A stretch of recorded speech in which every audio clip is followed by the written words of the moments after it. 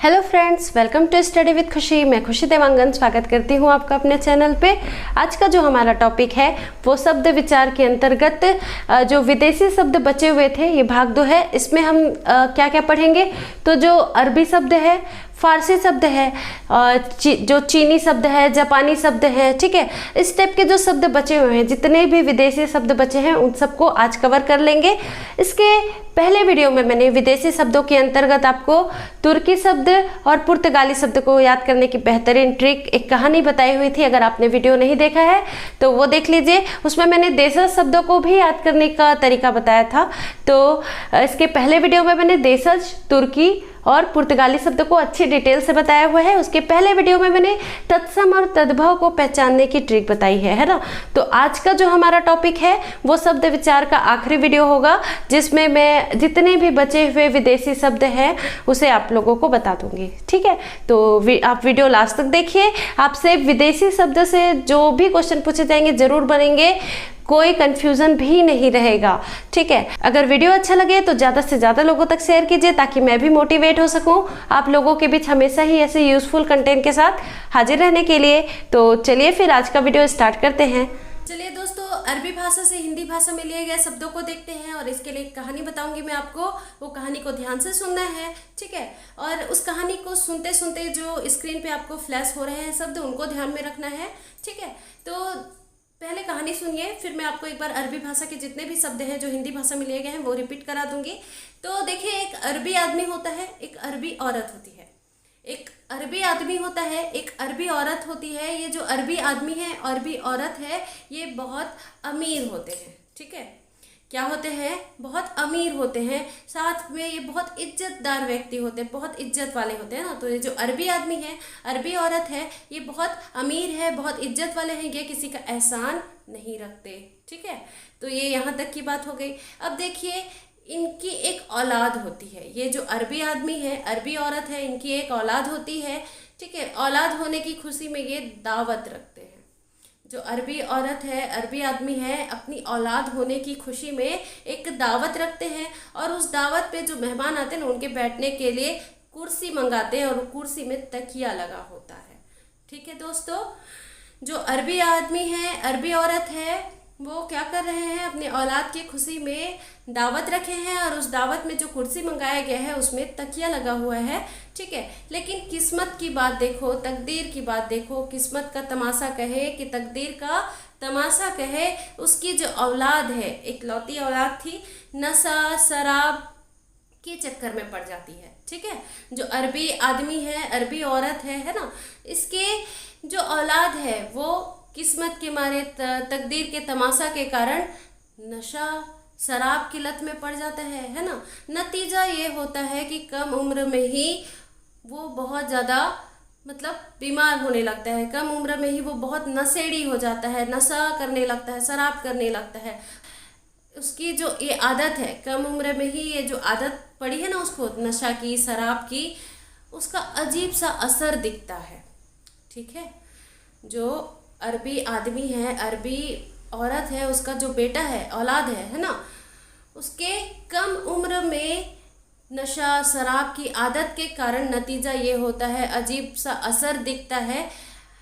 आखिर एक दिन वो अल्लाह को प्यारा हो जाता है। क्या असर दिखता है? वो अल्लाह को प्यारा हो जाता है। कोई दवा उसके इलाज में काम नहीं आती, कोई दवा काम नहीं आती। तो जो अरबी आदमी है और अरबी औरत है, उसे कब्र में दफना देते हैं, जिसपे उसके मरने की तारीख लिखी होती है, ठीक है दोस्तों। यहाँ तक कहानी एक बार रिपीट कर देती हूँ। एक आदमी होता है, कौन सा? एक अरबी आदमी होता है, एक अरबी औरत होती है ना। और ये बहुत अमीर होते हैं, ये इज्जतदार व्यक्ति होते हैं, किसी का एहसान नहीं रखते। इनके घर में एक औलाद है ना, अरबी आदमी अरबी औरत के यहाँ एक औलाद होती है, जिसकी खुशी में ये क्या करते हैं? दावत रखते हैं, और उस दावत में कुर्सी मंगाते हैं, उसमें तकिया लगा होता है, ठीक है। अब देखिए, किस्मत का मजाक कहे कि तकदीर का तमाशा कहे, है ना, किस्मत तकदीर का तमाशा कहे कि जो उसकी औलाद है वो बहुत कम उम्र में ही नशा शराब के चक्कर में पड़ जाती है। नतीजा ये निकलता है, अजीब सा असर ये दिखता है, आखिर वो अल्लाह को प्यारा हो जाता है। कोई दवा काम नहीं आती। फिर उसके जो माता पिता है कौन, अरबी आदमी और अरबी औरत उसकी कब्र खुदवाते हैं, कब्र बनवाते हैं जिसपे उसकी मौत की तारीख लिखी होती है। ठीक है, अब देखिए इन सब चक्करों में जो अरबी आदमी है वो अपने दफ्तर के कामकाज को भूल जाता है ना। तो अपने दफ्तर के कामकाज को भूल जाता है। तो जो अरबी आदमी है यानी जनाब कहा जाता था इसे दफ्तर में, है ना।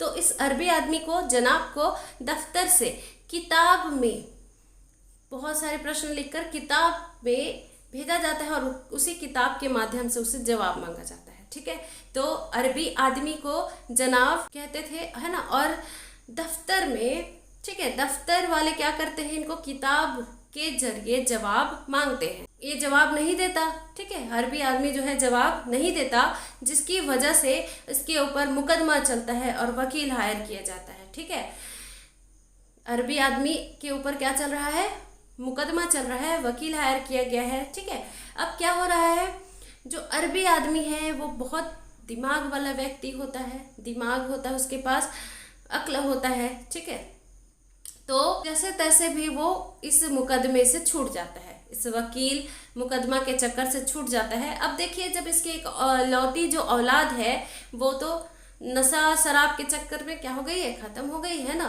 तो अब उसका कोई वारिस नहीं बचता है, इस आदमी, अरबी आदमी और अरबी औरत का कोई वारिस नहीं बचता। तो ये क्या करता है, एक यतीम फकीर गरीब को, यतीम मतलब अनाथ गरीब फकीर को गोद ले लेता है ना। और जितना भी इसके पास धन दौलत होता है ना उसमें से कुछ नगद लिफाफा में भरकर और इसकी और मदद करने के लिए, उसकी और खिदमत करने के लिए, मदद करने के लिए जो अपनी इमारत है उसे फकीर को दे देता है। ठीक है, जो अरबी आदमी है वो क्या कर रहा है, यतीम फकीर गरीब को मदद करने के लिए, खिदमत करने के लिए दे देता है और अपना इमारत भी दे देता है। बहुत हिम्मत करके वो दफ्तर अपना इस्तीफा भेजता है। जो अरबी आदमी है वो सोचता है कि अब तो औलाद रही नहीं तो भारत में रहकर क्या करेंगे, है ना। तो हिम्मत करके दफ्तर में अपना इस्तीफा भेजता है और मुल्क छोड़कर जाने की बात करता है। अब मुल्क छोड़कर उसको अरब जाना है तो वो नहर के रास्ते से ही जा सकता था, पर मौसम बहुत ख़राब था। ठीक है, नहर के रास्ते से जा सकता था पर मौसम बहुत ख़राब था, है ना। तो जो जहाज का मालिक है कौन, मल्ला, वो जाने से इनकार कर देता है। तो अरबी आदमी और अरबी औरत कहते हैं कि आप हमें मुल्क से बाहर नहर के रास्ते जहाज पर बैठा कर ले जाइए। मल्लाह से कहते हैं ना, तो हम आपको इनाम देंगे। तो इनाम की बात सुनकर मल्लाह मान जाता है और अरबी आदमी अरबी औरत वापस अरब चले जाते हैं। ठीक है, तो कहानी यहीं तक थी दोस्तों। तो अब देखिए मैंने बार बार आदमी कहा, औरत कहा, अमीर, इज्जत, एहसान, औलाद, दावत, कुर्सी, तकिया, किस्मत, तकदीर, तमाशा, औलाद, नशा, शराब, नतीजा, उम्र, आदत, अजीब, असर, आखिर, अल्लाह, दवा, कब्र, तारीख, जनाब, दफ्तर, किताब, जवाब, वकील, मुकदमा, दिमाग, अक्ल, वारिश, यतीम, फकीर, गरीब, नकद, लिफाफा, मदद, खिदमत, इमारत, हिम्मत, दफ्तर, इस्तीफा, मुल्क, नहर, मौसम, जहाज, मल्लाह, इनाम। तो ये सभी जो हैं अरबी भाषा के शब्द हैं। बहुत सारे शब्दों को आप याद रखिए, कहानी के माध्यम से याद रखिए। कोई भी क्वेश्चन अगर आपसे पूछा जाएगा अरबी भाषा से तो आपसे ज़रूर बनेगा। पॉइंट भर बहुत इंपॉर्टेंट होता है, पॉइंट भर के नंबर से अगर हम चूक जाते हैं तो पोस्ट हमारे हाथ से निकल जाती है। इसलिए आप कहानी को एक बार, दो बार सुनिए और अपने दिमाग में सेट कर लीजिए, फिर उसके बाद ऑब्जेक्टिव सॉल्व कीजिए। ठीक है, ये तो हो गया अरबी भाषा का शब्द। चलिए अब फारसी भाषा के शब्द को भी कहानी से देख लेते हैं। ठीक है, चलिए दोस्तों देखते हैं फारसी भाषा के शब्द जो हिंदी में प्रचलित हो चुके हैं और एग्जाम हॉल में पूछे जाते हैं। तो देखिए एक फारसी मजदूर होता है। ठीक है, एक फारसी मजदूर होता है जो सरदार की दुकान में काम करता है। ठीक है, और उस सरदार को चश्मा लगा हुआ है। ओके, क्या बोला मैंने, एक फारसी मजदूर सरदार की दुकान में काम करता है और उस सरदार को चश्मा लगा हुआ है। ठीक है, अब इस दुकान में काम करता है तो दुकान में बेचता क्या है ये मजदूर, तो उस दुकान में वो आईना, किशमिश, कमरबंद, आतिशबाजी, गुलाब और चाशनी, ठीक है, इतनी सारी चीज़ें बेचता है मजदूर। जो फारसी मजदूर है वो चश्मा वाले सरदार के दुकान में काम कर रहा है और बेचता क्या है, आईना, किशमिश, कमरबंद, आतिशबाजी, गुलाब, चाशनी, ठीक है। फिर भी उसकी जो आमदनी है, उसकी जो तनख्वाह है वो बहुत कम होती है, ठीक है। फारसी मजदूर की जो आमदनी है, तनख्वाह है, बहुत कम होती है। तो वो जो मजदूर है वो थोड़ा कमीना होता है ना, जो फारसी मजदूर है वो बहुत कमीना होता है, सरदार से खुश नहीं होता, ठीक है। कमीना होता है, सरदार से खुश नहीं होता, मन ही मन उससे जंग के बारे में सोचता रहता है, क्योंकि उसकी आमदनी कैसी है, तनख्वाह कैसी है, कम है ना। तो वो ताज़ा जहर लेकर आता है और अपने जो सरदार है ना, चश्मा वाले जो सरदार है उसको दे देता है। अब देखिए सरदार को क्या लगा है, चश्मा, इसलिए जब वो चश्मा वाले सरदार को देता है तो उस समय वो चश्मा नहीं पहना होता, तो उसे समझ में नहीं आता कि उसे क्या पीने के लिए दे रहा है ना। तो वो जो सरदार है फारसी मजदूर के द्वारा दिया गया ताज़ा जहर पी लेता है, लेकिन वो उसे कुछ नहीं होता, वो नहीं मरता है ना।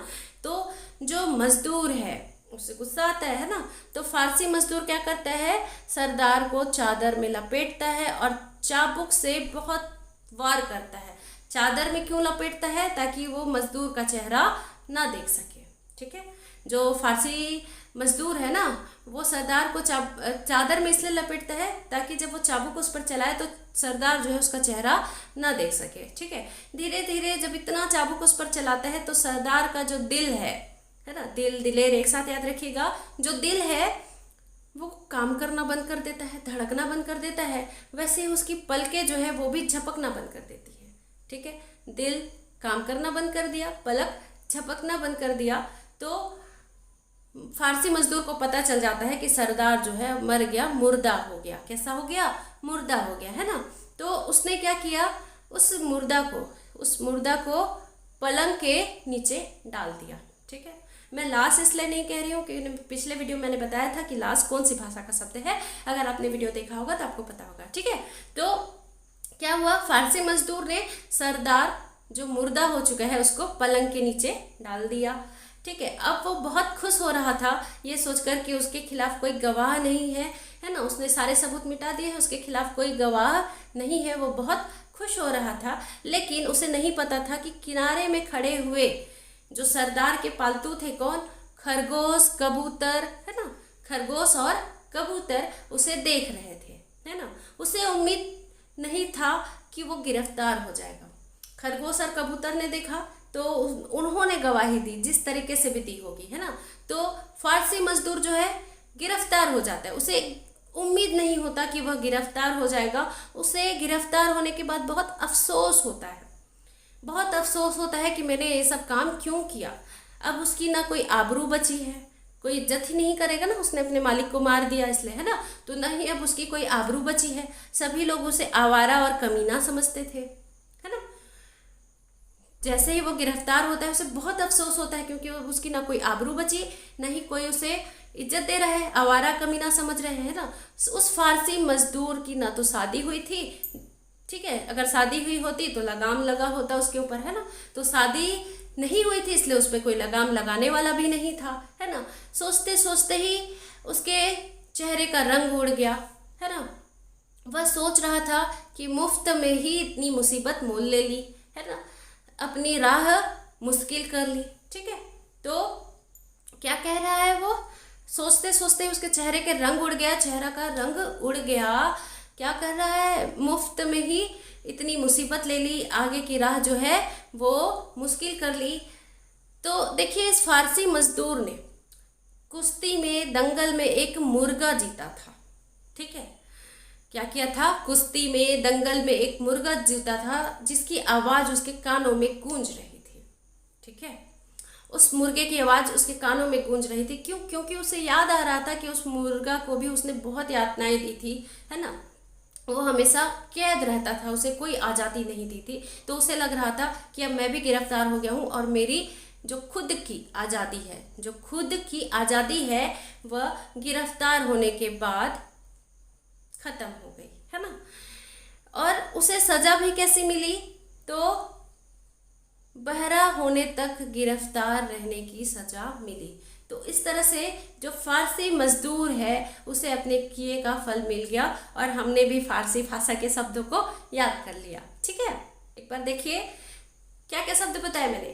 मजदूर, चश्मा, सरदार, दुकान, आईना, किसमिस, कमरबंद, आतिशबाजी, गुलाब, चाशनी, आमदनी, तनख्वाह, मजदूर, कमीना, सरदार, खुश, जंग, ताजा, जहर, लेकिन, चादर, चाबुक, चेहरा, सरदार, दिल, दिलेर, पलक, मुर्दा, पलंग, गवाह, खुश, किनारा, खरगोश, कबूतर, उम्मीद, गिरफ्तार, अफसोस, अफसोस, आबरू, आवारा, कमीना, शादी, लगाम, रंग, मुफ्त, राह, कुश्ती, दंगल, मुर्गा, आवाज, खुद, बहरा, गिरफ्तार। तो इतने शब्दों को हमने याद कर लिया। ये 50 से भी ज़्यादा शब्द हैं और इस तरह से आपने फारसी भाषा के शब्द को याद कर लिया। देखिए कहानी कैसी भी हो थोड़ी इंटरेस्टिंग होनी चाहिए बस, और हमें चीज़ों को याद रखने से मतलब है, इसलिए उटपटांग से कमेंट ना करिएगा, बस आप अच्छे से पढ़िए और 1-2 बार ये वीडियो देखिए, आपको अरबी भाषा के भी शब्द याद हो जाएंगे और फारसी भाषा के भी शब्द हो जाएंगे।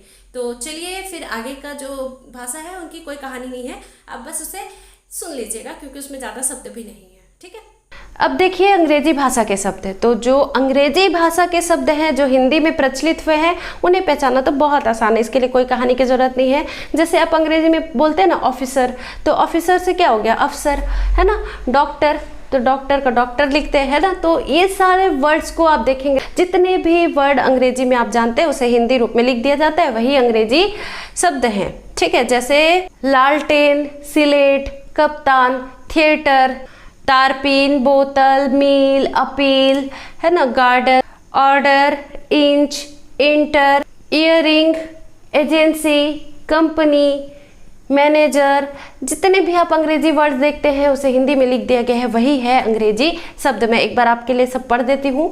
Commission, commissioner, camp, class, cricket, council, guard, jail, chairman, tuition, diary, deputy, driver, notice, party, plate, parcel, court, school, rail. तो ये सभी क्या है अंग्रेजी शब्द हैं, आप बहुत इजी तरीके से इसे याद रख सकते हैं।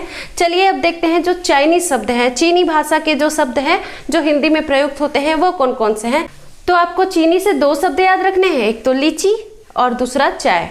आपने गर्मियों में बहुत सारे लीची देखे होंगे, है ना। तो जो लीची है और जो चाय आप पीते हैं वो कैसे शब्द हैं, चाइनीज शब्द हैं, तो चीनी भाषा से लिए गए हैं। ठीक है, वैसे ही रूसी भाषा से आए शब्द की बात करूं तो बुजुर्ग, सिर्फ बुजुर्ग आप याद रखिएगा, जो बुजुर्ग है वो रूसी भाषा का शब्द है। ठीक है, वैसे ही तिब्बती भाषा की बात करूं तो 2 शब्द याद रखिएगा, डोंडी और थुल्मा। ठीक है, डोंडी और थुल्मा तिब्बती भाषा का शब्द है। और यूनानी भाषा के शब्द की बात करूं तो एटलस, एटम और एकेडमी, एटलस, एटम, एकेडमी यूनानी भाषा के शब्द हैं।